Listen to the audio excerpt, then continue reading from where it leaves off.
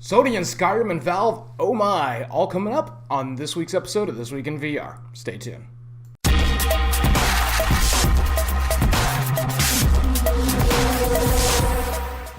Hi guys, and welcome to this week's episode of This Week in VR. Now, first up on the docket is for the PSVR crowd. That's right, we got a little bit of information coming at you that you might actually enjoy. Now, for those PlayStation fans who are hoping to soak up some of that Arizona sunshine this year, Upload VR's 2016 Game of the Year has finally been released for the PSVR. Now, the port is looking even better thanks to the PlayStation sidearm-like aim controller. However, if you're looking to experience the game with one of the best peripherals, truthfully, that's been out there, you got about as much chance as a supporting character on The Walking Dead. Since its release back in May, the controller's been consistently out of stock. And with most of the US and EU retailers out for weeks now, we're probably not going to see it anytime soon. However, don't let that deter you from probably what's considered one of the best zombie shooters ever, as the game's still exceptionally playable with the Move controllers or your DualShock 4. So go out, pick it up, and enjoy what some of us Oculus and Vive fans have had for quite some time now, and you know what? You guys are going to love it, definitely.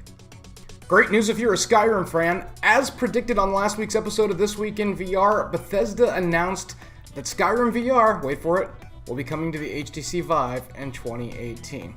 And while its appearance on the Oculus Rift remains in limbo, largely due to the legal battle that's been transpiring between Oculus and ZeniMax Media, the Vive and PSVR users, hey, guess what, guys?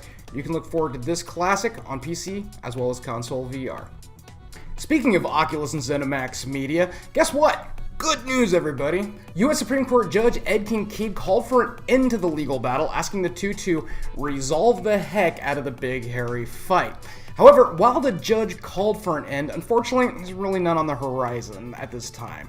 As, ZeniMax is holding out pretty much for a much bigger paycheck than they were previously awarded. So, way to be greedy, kids! Ruin it for the rest of us. Thanks, ZeniMax. So Valve this year is shaping up to actually be a huge contender in the market. Now, the company who partnered with HTC to bring us what we all know and love as the Vive, is actually sending prototypes of its next generation Knuckles controllers out to developers right now. Now, the controllers themselves, which actually look like the gorgeous love child of the Vive wands and the Oculus Touch, should hopefully see production soon, and honestly, it's going to make the HTC Vive probably one of the premier HMDs in the marketplace, more so than they are now. So I hate to say it, I'm actually looking forward to these controllers because they look gorgeous. Gloves that mimic human hand movements? Say no more, kids.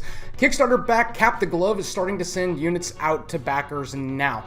The gaming gloves themselves, which are pretty much something that most of us in the VR world have been clamoring over for a while, are immediately usable pretty much with any PC game, Bluetooth connected and compatible with PC, iOS, Android, and other smart devices that use intuitive gestures.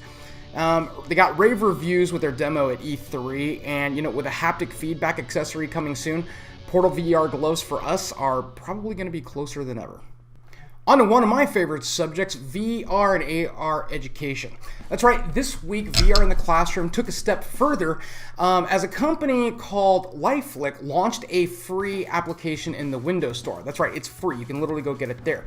Downside is, you gotta be a HoloLens user. Regardless of the format, however, the application itself is designed for teaching K-12 sciences and includes 10 lesson plans with 20 interactive models that users will actually be able to explore. Now, sadly, with a consumer release version of the HoloLens kind of years away and a price tag of around $5,000 right now, not really going to be able to use it for most of us, unfortunately. But the app itself is a huge leap in using AR for educational purposes, and to be frank, I'm really excited to see what that's going to lead into, and I would love to get my hands on it right now. So if you've got a HoloLens and you're one of the fortunate people to do so, go check it out and download it right now and help educate some kids in your area. Hey guys, thanks for watching this week's episode of This Week in VR. And if you're one of the many out there who have yet to experience VR for themselves, then you know what? You're in luck. One of my viewers actually reached out to me with a great new website they developed called Vernish.com. That's VRNISH.com. And I will post a link to it down below in the comments. Basically, it's the first worldwide directory of VR locations. If you go onto the website, it'll show you the location of every VR center near you that is currently open. So simply type in your city and kapow! Step by, check them out, and go ahead and find a center near you. I'm Josh with Epoch VR, and I'll see you guys in the Rift. Take care.